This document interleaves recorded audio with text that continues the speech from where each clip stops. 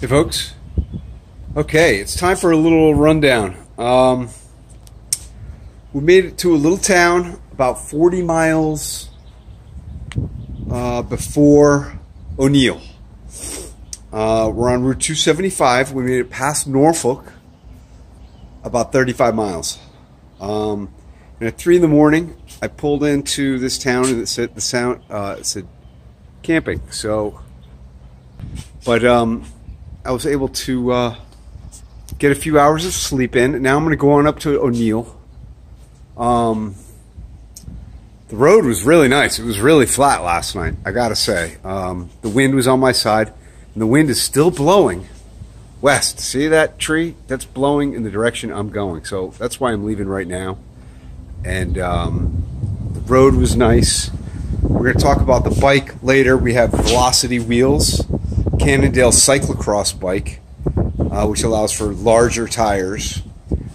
And I'm using Vittorio Rondinair 35s. I did get a flat yesterday, and that's the first flat I've gotten since I started using these tires. But there was a huge screw. I was coming into Norfolk. I had 10 miles to get to Walmart, and boom, there was something in the tire. I stopped, I pulled out the screw, and the air deflated. So that was terrible, but I was able to hitchhike into town, and I got a ride to Walmart, and I fixed the inner tube, and I bought some supplies, and everything was great. And then I cruised on out. I waited a little while for traffic to die down on 275, and then I worked my way out onto the shoulder. Now, in Norfolk is where the Cowboy Trail starts, but I've been hearing odd reports about it being washed out and flood damage and all kinds of stuff going on. So the Cowboy Trail is gravel and it's nice, but 275 was beautiful. We're just hoping on Route 20, the shoulder on Route 20, taking me all the way to Wyoming, all the way to Casper, Wyoming. So that's a preliminary goal before Jackson Hole. So we got a Cannondale cyclocross bike here.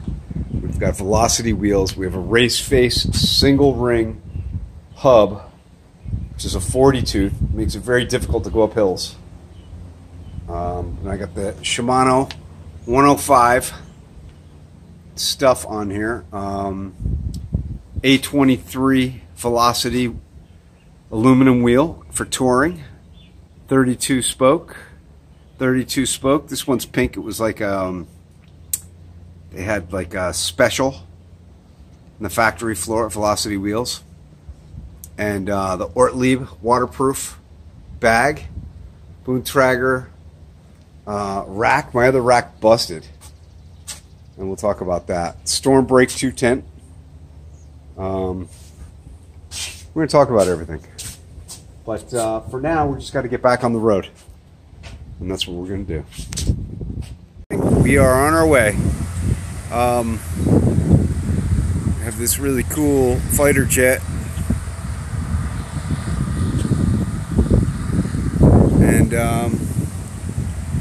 it's a VFW setup here. All right, guys, we're at the top of this little hill in Neligh, and it's real hot today. The wind is kind of blowing north, and I'm kind of going north to O'Neill. But this is a beautiful view up here on top of this hill. You can really get an idea of what Nebraska is all about. Windmills off in the distance, slight haze.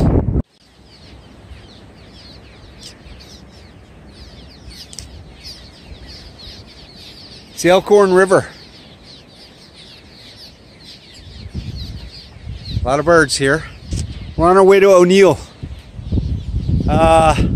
Hopefully I can bang out this stretch next 30 miles before I get too hot and I can take another nap and get ready for tonight.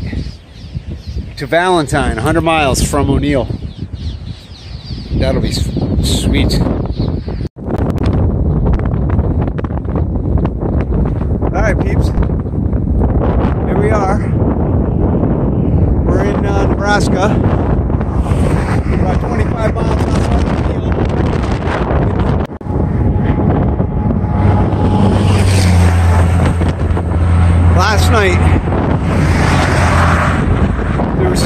thing where I was going along this very same road, and there were no other cars or trucks or anything. And I turned off my lights, and I could just barely see the white line in the road.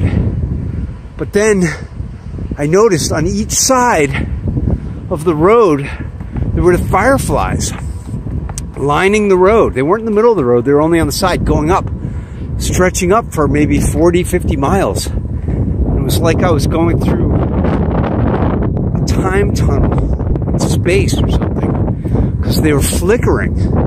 But there were thousands of them on each side, flickering, lighting the way as I was pedaling through, and the wind was pushing me, and I couldn't even feel the road. And the wind, it was,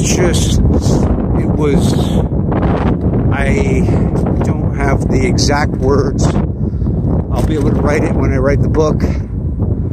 But it was almost an out-of-body experience. And I was making such great time. And I should have just kept on going all night. But I took a nap at 3 o'clock in the morning.